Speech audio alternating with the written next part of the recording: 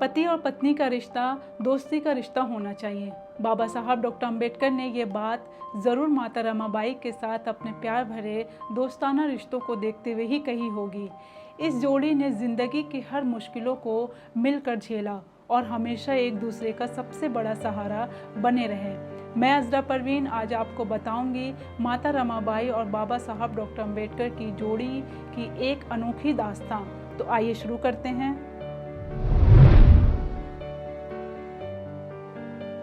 Doctor Ambedkar अपनी जीवन संगिनी रमाबाई अंबेडकर को प्यार से रामू कहकर पुकारते थे और उनकी रामू उन्हें साहिब कहकर बुलाती थी। दोनों ने 27 सालों तक जीवन के सुख दुख सहे, दुख ज्यादा, सुख बहुत कम। दोनों की शादी 1906 में उस समय हुई थी जब डॉक्टर अंबेडकर की उम्र महज 14 साल थी और रमाबाई की उम्र सिर्फ 9 साल थी।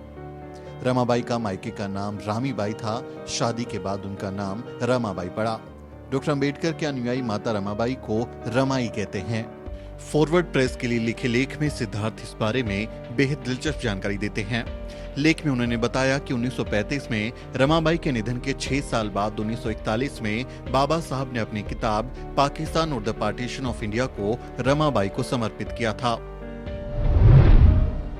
उन्होंने लिखा, रामू की याद को समर्पित। उसके सुंदर हृदय, उदात्त चेतना, शुद्ध चरित्र और असीम धैर्य और मेरे साथ कष्ट भोगने की उस तत्परता के लिए जो उसने उस दौर में प्रदर्शित की जब हमारा कोई दोस्त नहीं था और हम चिंताओं और वंचनाओं के बीच जीने को मजबूर थे।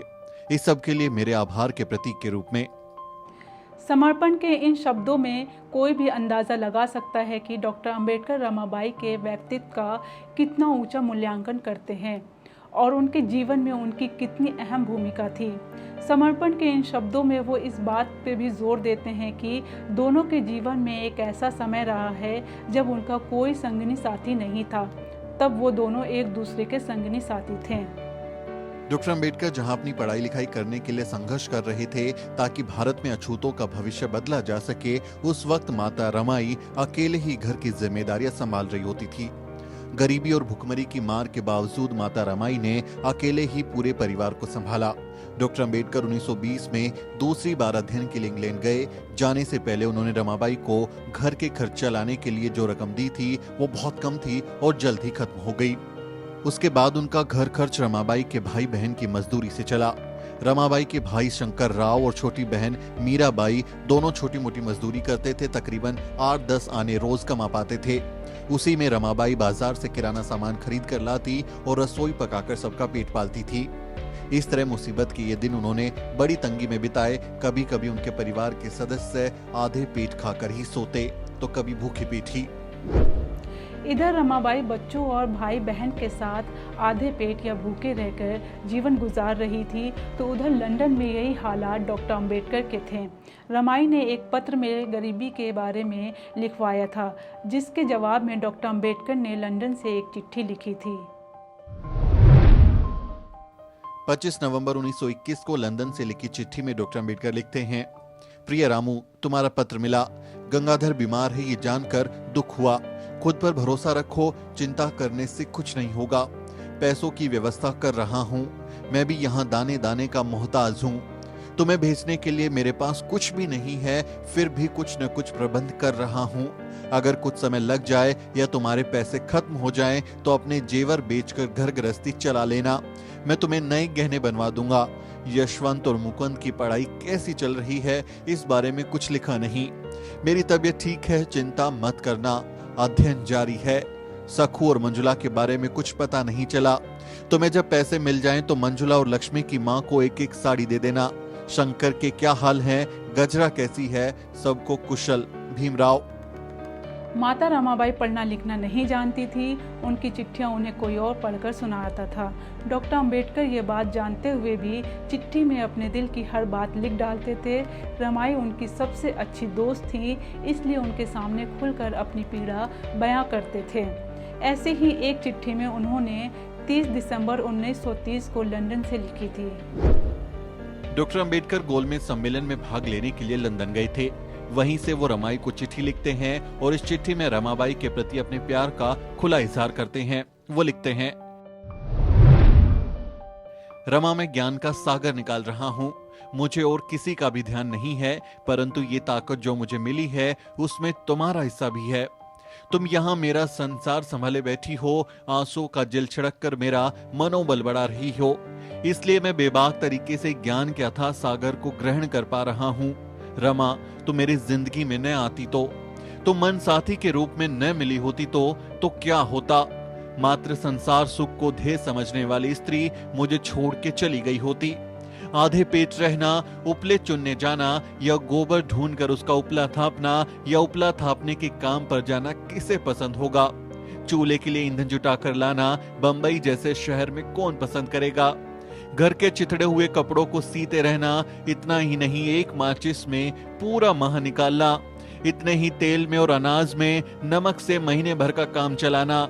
मेरा ऐसा कहना, गरीबी के आदेश तुम्हें मीठे नहीं लगते तो मेरा मन टुकड़े टुकड़े हो गया होता, मेरी जिद में दरारें पड़ गई होती, मेरे सपनों का खेल पूरी तरह से तहस नहस हो जाता। रमा, मेरे जीवन के सब सुर ही बेसुरे बन जाते, सब कुछ तोड़ मरोड़ के रह जाता, सब दुख में हो जाता, मैं शायद बोना पौधा ही बना रहता, खुद को संभालना जैसे संभालती हो मुझे। रमाबाई और डॉक्टर अंबेडकर ने एक साथ मिलकर समाज के लिए कितना कुछ सहा, उसका जिक्र उन्होंने बहिष्कृत भारत के एक संपादकीय में भी किया है। उन्होंने इस बात पर खास जोर दिया है कि जिंदगी के एक बड़े हिस्से में गृहस्थी का सारा बोझ रमाबाई ने अपने कंधे पर उठा रखा था। जब डॉक्टर अंबेडकर विदेश में पढ़ाई करके वापस आए तो भारत में अछूतों की समस्याओं को हल करने के लिए जुट गए। वो सामाजिक कामों में इस कदर लग गए कि उनके 24 घंटों में से आधा घंटा भी रमाबाई को नहीं मिल पाता था। रमाबाई उस वक्त भी गृहस्थी का सारा बोझ अकेले उठाती थी। बस फर्क ये था कि अब बाबा साहब डॉक्टर अंबेडकर आर्थिक सहायता करने की स्थिति में थे। दोनों ने सामाजिक कामों के लिए अपने सुख चैन की कितनी कुर्बानी दी, इसका वर्णन डॉक्टर अंबेडकर ने इन शब्दों में किया है। कौड़ी का फायदा न होते हुए जिसने 1 साल तक बहिष्कृत भारत के 24-24 कॉलम लिखकर जन जागृति का काम किया और उसे करते समय जिसने अपने स्वास्थ्य, सुख, चैन और आराम की चिंता न करते हुए अपनी आंखों की बाती बनाया। इतना ही नहीं, इस लेखक यानी डॉक्टर अंबेडकर के विदेश में रहते समय जिसने यानी रमाई ने रात दिन अपनी गृहस्थी का भार संभाला और आज भी वो संभाल रही है। अपने सिर पर गोबर के टोकरे ढोने के लिए जिसने आगे पीछे नहीं देखा, ऐसी अत्यंत ममतामयी, सुशील और पूज्य पत्नी के संपर्क में जिसे 24 घंटे में आधा घंटा भी साथ बिताने को नहीं मिला। ये संपादकीय बहिष्कृत भारत समाचार पत्र के 1 वर्ष पूरे होने पर 3 फरवरी 1928 को बहिष्कृत भारत का ये रण क्या लौकिक रण नहीं है शीर्षक से लिखी गई थी। इस संपादकीय में डॉक्टर अंबेडकर ने रमाबाई को ममतामयी के रूप में देखा था और उन्हें पूज्य जीवन संगनी के रूप में याद किया। साथ ही इस बात पर दुख जताया कि कैसे ऐसी पत्नी के साथ कुछ घंटे भी बिताने के लिए उनके पास समय नहीं था, जिसने सारी जिंदगी बहुत कष्ट उठाए और असीम कुर्बानियां दी। माता रमाबाई गोबर के उपले बनाकर बेचती, लकड़ियां बीनती और किसी तरह अपने बच्चों का पेट पालती। ये सब उन्होंने डॉक्टर अंबेडकर के बिना ही अकेले ही सहना पड़ा। माता रमाई और बाबा साहब ने अपने 4 बच्चों को खो दिया और इस दर्द ने इस जोड़ी को भीतर तक तोड़ दिया।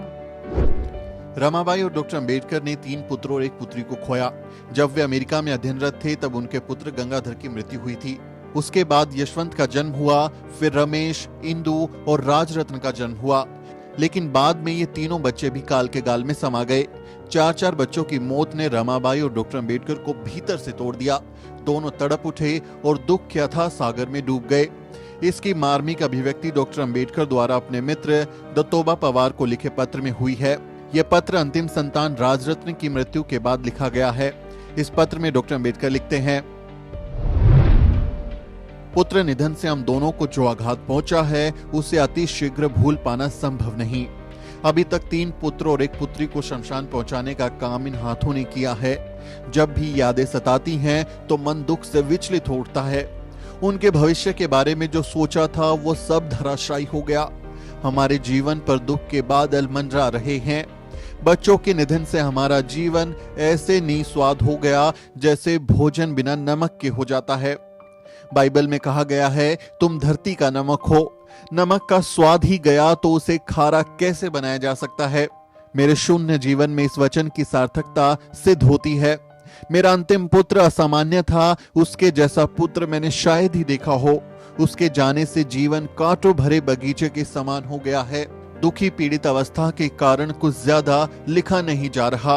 दुख से व्यथित तुम्हारे मित्र का तुम्हें नमस्कार। डॉक्टर अंबेडकर की चिट्ठियों से उस दर्द को महसूस किया जा सकता है जिसे माता रमाई और बाबा साहब गुजरे थे, लेकिन इन दोनों ने एक दूसरे का साथ कभी नहीं छोड़ा। ये दोनों हमेशा एक दूसरे के सबसे बड़ा सहारा बनकर खड़े रहे। बाबा साहब अपने असंख्य बच्चों को गुलामी की बेड़ियों से काटने के लिए दिन रात मेहनत करते रहे। ऐसे में माता रमाई पर घर की जिम्मेदारी होती और वो इस बोझ में अपनी सेहत का ख्याल ही नहीं रख पाती। बाबा साहब भी बाहर के कामों में व्यस्त रहते थे। इस वजह से माता रमाई की सेहत बिगड़ती चली गई। बाबा साहब ने अपनी सबसे अच्छी दोस्त के इलाज के लिए काफी प्रयास किए। डॉक्टर अंबेडकर के जीवनीकार धनंजय कीर लिखते हैं, बाबा साहब की पत्नी रमाबाई बीमार थी। पिछले 10 वर्षों में अपने परिवार का ध्यान देने के लिए बाबा साहब को समय कभी नहीं मिला। जब जब उन्हें थोड़ा समय मिल जाता तब तब वे पारिवारिक बातों की ओर ध्यान देते। एक बार रमाबाई को हवा बदली करने के लिए धारवाड़ ले गए थे, लेकिन उनके स्वास्थ्य में सुधार नहीं हो पा रहा था। पत्नी के स्वास्थ्य में कुछ सुधार हो, इसके लिए बाबा साहब ने काफी प्रयास किए, लेकिन इलाज का असर नहीं हो रहा था। धीरे धीरे उनका शरीर कमजोर पड़ता गया। मृत्यु से पहले वे 6 महीने तक बिस्तर पे रही। वैवाहिक जीवन के शुरुआती वर्षों में उन्हें लंबे समय तक भूखे या आधा पेट खाकर जीना पड़ता था। इसी स्थिति ने उन्हें शारीरिक तौर पर तोड़ दिया। 4 बच्चों की मौत ने उन्हें भीतर से तोड़ दिया था। अंत में साहिब की रामू ने सदा सदा के लिए छोड़कर 27 मई 1935 को चली गई। रमाबाई की मृत्यु के एक रात पहले ही डॉक्टर अंबेडकर लौटे थे। उनकी मृत्यु के समय उनकी सैया के पास ही वो बैठे हुए थे। भारी दिल से, गंभीर मुद्रा, विचार और दुख से व्याकुल मन स्थिति के साथ वो शव यात्रा के साथ धीमे धीमे चल रहे थे। शमशान यात्रा से लौटने पर वो दुख से व्याकुल होकर कमरे में अकेले पड़े रहे। 1 सप्ताह तक छोटे बच्चे की भांति वे फूट फूट कर रोते रहे। डॉक्टर अंबेडकर ने अपनी सबसे अच्छी दोस्त हमेशा हमेशा के लिए खो दिया था। इस दुख से वो कभी नहीं उभर पाए। भीमराव को बाबा साहब डॉक्टर अंबेडकर बनाने में सबसे बड़ी भूमिका माता रमाबाई की थी। बाबा साहब ने खुद इस बात को स्वीकार किया है। हमें माता रमाबाई और बाबा साहब की जोड़ी से सीखना चाहिए कि कैसे अपने जीवन साथी के साथ हमेशा खड़े रहना और हर मुश्किल का सामना मिलकर करना है। उम्मीद है ये वीडियो आपको पसंद आया होगा और माता रमाबाई और बाबा साहब की जोड़ी के बारे में कुछ अनसुनी बातें आपको पता चली होंगी। वीडियो कैसा लगा इस बारे में कमेंट के ज़रिए अपनी राय दें और हमारे चैनल को सब्सक्राइब करना ना भूलें। मेरा नाम अजरा परवीन है और इस वीडियो स्टोरी में मेरी मदद कर रहे हैं सुमित और मोहित। अगले किसी वीडियो में मुलाकात होगी। जय भीम।